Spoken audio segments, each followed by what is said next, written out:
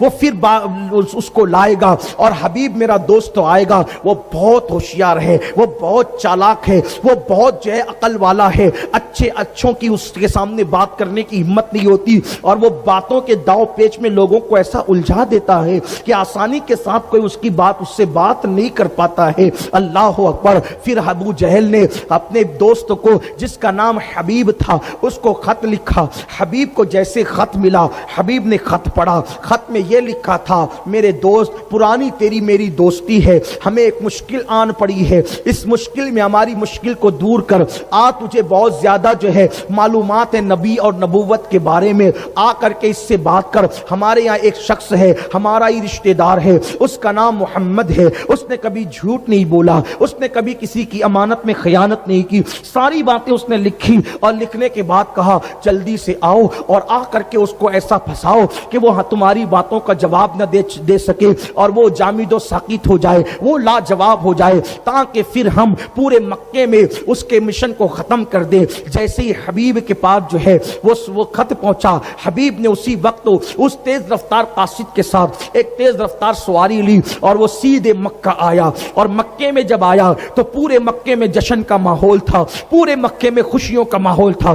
حبیب آیا، اتنا چتر چالاک انسان آیا کہ بڑے بڑوں کو وہ اپنی باتوں کے داؤ پیچ میں پھنسا لیتا ہے، اس کے سامنے کوئی بات نہیں کر پاتا۔ اگر کوئی جو ہے وہ شاعری میں بات کرے تو حبیب شاعری میں جواب دیتا ہے، کوئی لفظوں میں بات کرے، نثر میں بات کرے تو وہ نثر میں جواب دیتا ہے، کوئی سیاست کی کرے تو وہ سیاست کی، ریاست کی کرے تو ریاست کی، مذہب کی کرے تو مذہب کی، وہ ساری باتوں کو جانتا ہے، بہت ہوشیار ہے حبیب آ گیا ہے۔ اب محمد عربی کو وہ لاجواب کر دے گا، لیکن یاد رکھے حق ہوتا ہے۔ حبیب آیا، شام کا وقت تھا، شام کے وقت حضور کو اطلاع دی گئی ایک بندہ آیا ہے، کیا آپ اس سے گفتگو کر سکتے ہیں؟ حضور نے کہا بالکل کر سکتے ہیں، کون کیا بات کرنا چاہتا ہو؟ کیونکہ ہم اپنی زبان میں کہتے ہیں ہاتھ کنگن کو آرسی کیا، جب سکہ کھڑا ہوتا ہے تو کہیں بھی اچھالو کھن سے بچتا ہے۔ حضور نے کہا ٹھیک ہے چلو بات کرتے ہیں۔ سارے مکہ کے بڑے بڑے گنڈے، سارے مکے کے بڑے بڑے اوباش آج دلوں کے اندر پھدک رہے تھے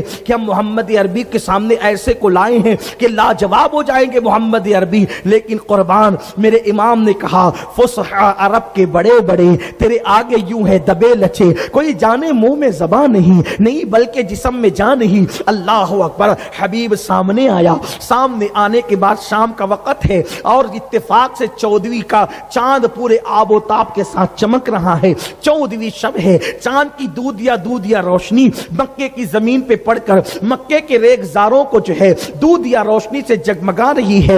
وہ دودیا روشنی جب میرے نبی کے چہرے پہ پڑ کر وہاں سے نور حاصل کرتی ہے تو دیکھنے والے پتہ نہیں کر پاتے کہ روشنی ادھر سے آ رہی ہے یا ادھر سے جا رہی ہے، روشنی ادھر سے آ رہی ہے یا ادھر سے جا رہی ہے۔ کیوں چاند سے تشبیہ دینا، یہ بھی کوئی انصاف ہے؟ چاند پر تو داغ ہے اور ان کا چہرہ صاف ہے۔ اللہ اللہ۔ حبیب یمنی نے کہا اے محمد عربی، میں نے سنا ہے کہ آپ نے دعوی نبوت کیا ہے، آپ نے نبی ہونے کا دعویٰ کیا ہے۔ میرے سرکار نے فرمایا ہاں میں اللہ کا نبی ہوں۔ جب میرے کریم آقا نے کہا تو حبیب نے کہا اے محمد عربی میرے 2 سوال ہیں، ایک سوال میں پہلے کروں گا اور اس کے بعد دوسرا سوال اس سوال کا جواب ملنے کے بعد کروں گا۔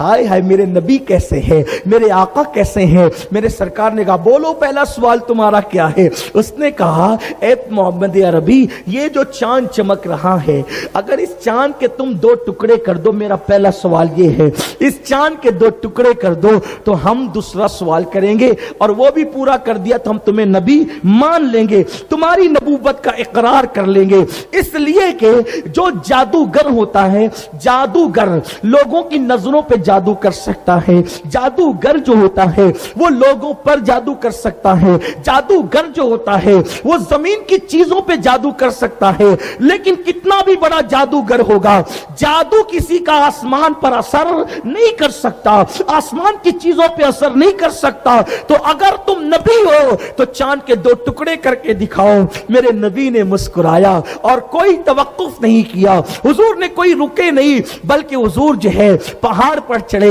اس پہاڑ کا نام جبل ابو قبیس ہے۔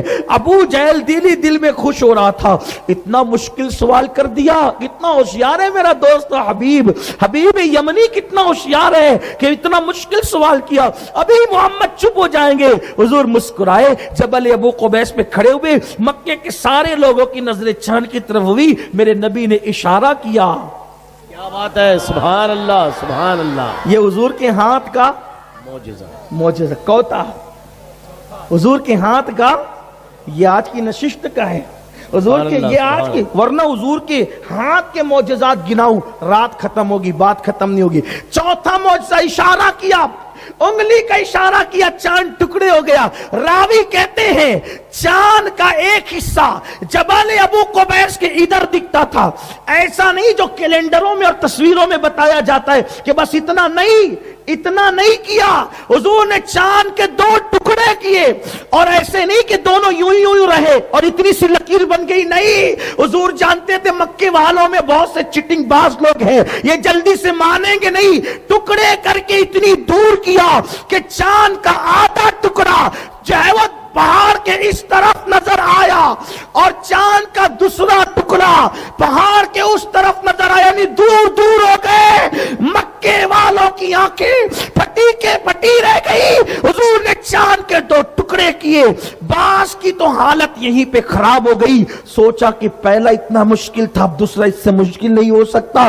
تو لوگوں نے کہا محمد نے چاند پہ بھی جادو کر دیا. حضور نے فرمایا چاند پہ تم نے ابھی کہا نا کہ آسمان کی چیزوں پہ جادو نہیں ہوتا, اور اگر تم کو یوں لگتا ہے کہ میں نے چاند پہ جادو کیا یا لوگوں کی آنکھوں پہ جادو کیا, تو جو لوگ جنگل میں سفر پر ہیں وہ جب آ جائیں گے تو ان سے پوچھنا کہ چاند ٹکڑے ہوا کہ نہیں ہوا تھا. بلکہ یہ تو حضور کا معجزہ ہے.